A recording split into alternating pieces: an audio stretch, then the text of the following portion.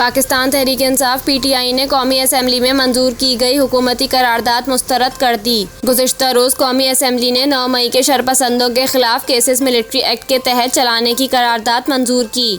Speaker राजा परवेज़ अशरफ की ज़ेर सदारत कौमी असम्बली का इजलास हुआ, जिसमें वज़ीर दिफा ख्वाजा आसिफ ने पाकिस्तान तहरीक इंसाफ PTI के खिलाफ करारदाद पेश की। 9 मई के हवाले से मज़म्मती करारदाद के मतन के मुताबिक एक जमात और इसके कायद ने 9 मई को तमाम हुदूद पार कर दी। आइन और कानून की धज्जियां बिखेरते हुए फौजी तनसीबात पर हमले किए।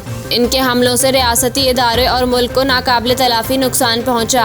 आइन और कानून के तहत इनके खिलाफ कार्रवाई मुकम्मल की जाए।